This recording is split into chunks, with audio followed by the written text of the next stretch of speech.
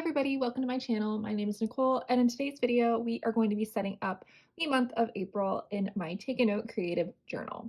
So the monthly spread definitely serves more of a actual function in my everyday planner as opposed to this creative journal, but I still like to set it up in here just so these front pages aren't blank. So that's exactly what we're going to do. It's going to be set up very similarly to a functional monthly where it's just going to have upcoming dates, holidays, things like that. And then for the past couple months, I have been adding a mood tracker on the side and I've been really enjoying it. So I'm going to continue doing that.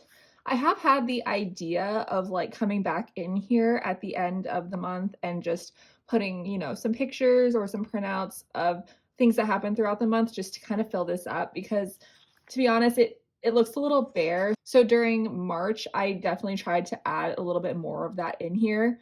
So you see I have like album releases, TV show premieres, where back here it was strictly just events and holidays. So I think I'm going to try to do that in the future. But for this video, we're just going to be setting it up like we have in the past. So you'll see for the first 3 months, I have been using the Coffee Monsters Co. monthly add-on washi sheets as my main deco, and we are going to continue that for April. So I've pulled those out with a couple of other supplies, but this is the April monthly washi add-on sheet from the Coffee Monsters Co. It's this really pretty sakura and sushi theme, and I'm really excited to use it. And I've been using them in the months that she intended, but because these are just the add-on sheets and they don't have any months, you can totally use them in any order. But I'm going to be using this one, and I pulled a couple other things as well. So for these mood trackers, I've just been making my own stickers using the free graphics on Canva, and I did the same thing for this month. So for the past 3 months, I've been doing like an outline of a basic element from the washi sheets, but I was having trouble finding a bunch of like cohesive elements that were drawn in the same style that were available for free on Canva.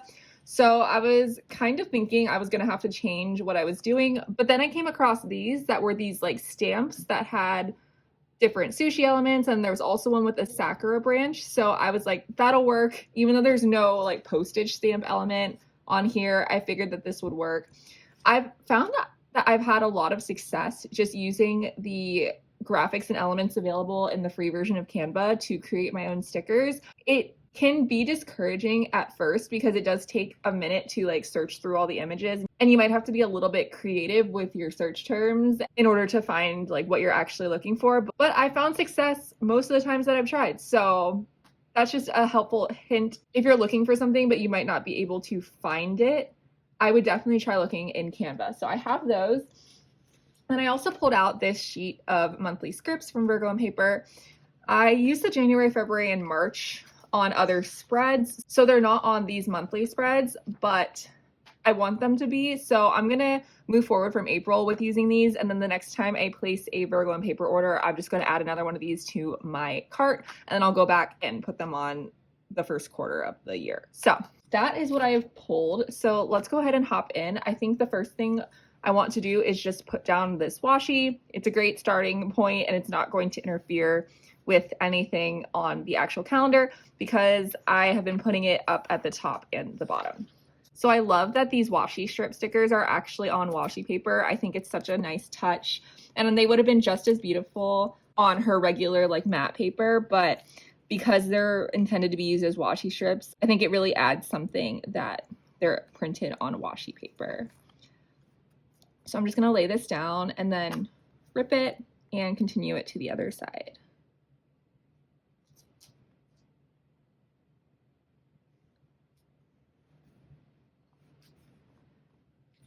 And then I think I'm going to layer it with this pink one with the little hearts. Now I'm going to go in with this one on the bottom.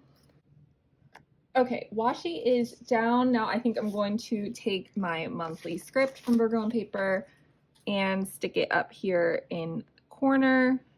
I just have been feeling like it's just been a little bit bare up here and it needs something. So I think that does the job. And now I'm going to go in with my tracker stickers and I'm just going to place them on the sidebar. Now, what I don't know is whether I want them to be like straight or if I want them to sort of be lopsided. I don't know if lopsided is the right word, but you know, I think you know what I mean. Like this rather than them all be in line. I think I'm going to try them lopsided, and then if I hate it, I can take them up and put them straight.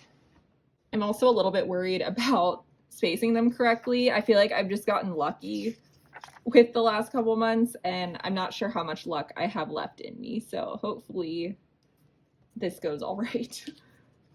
Okay, so I ended up playing with that for quite a while, trying to figure out where to put everything before eventually just giving up and lining them all up straight. And I actually really like the way it turned out. It's sort of giving like picture frames more than stamps in my mind, but I don't actually mind that. I think it looks really chic and I'm really happy with it. So, oh, by the way, I numbered each of these stamps, and typically in these monthlies, I've been using my Pilot Vanishing Point, but honestly, I'm feeling very low maintenance right now, so I just used my Uni Jetstream just because I didn't want to have to deal with any smudging. I'm really not in the mood, so this is always a good go-to if you want something super reliable and non-smudgy. So that's what I used for that. And I think the next thing, I'm trying to decide if I want to do sporting events or holidays first.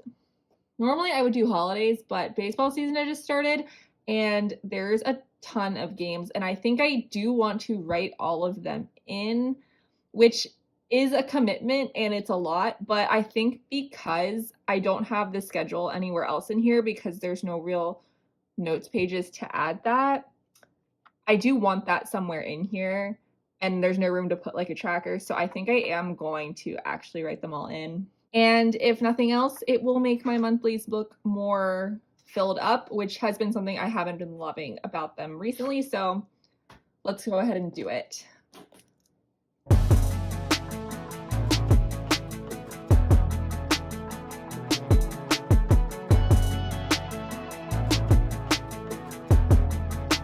Okay, my camera cut out somewhere and I'm not exactly sure where, but all I did after I finished writing in the games was that I put in Easter on the 9th. Now that Easter's in, I think that's the only holiday I'm going to put in here. Although I do kind of want to put tax day in here just because I am an accountant. Although I'm not a tax accountant though, so I actually hate taxes just as much as everyone else does. I took 2 tax classes in school. I took like the one that was required, and then I did a tax research class, and that immediately like let me know I did not want to go into tax. So yeah, taxes are painful for all of us. So I'm going to put it in there though, just because it is an important date.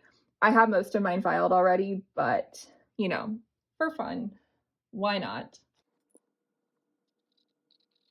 Okay, and I do have a couple of events coming up. So I have a brow appointment on the 4th. And then I also have a concert on the 25th.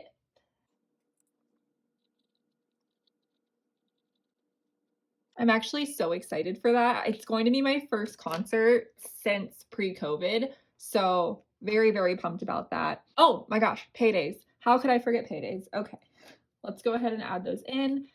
I get paid twice a month, and it's basically like splitting the month in half. So I get paid on the 15th, or if the 15th is a holiday or weekend, it's the business day before, and then same for the end of the month. This is an exciting month because I get paid early like both days because both the 15th and the 30th fall on a weekend. That's very exciting. And I think the last thing we have to do is add in the key for my mood tracker.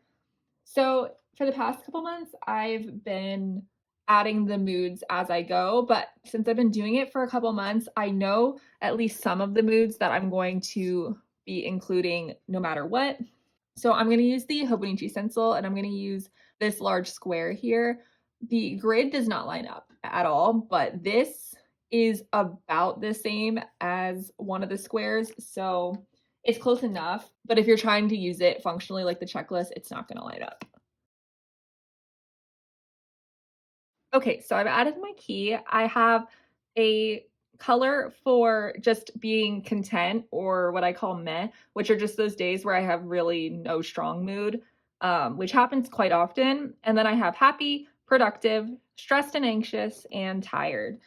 And then I went in and picked out some marker colors that I felt like matched. So we have Tombow 761, Tombow 723, Tombow N79, the Cool Gray Mild Liner, and the Olive Mild Liner. And then for the past 3 months, I've had between 5 and 6 moods. So I did pull out this dark blue mild liner.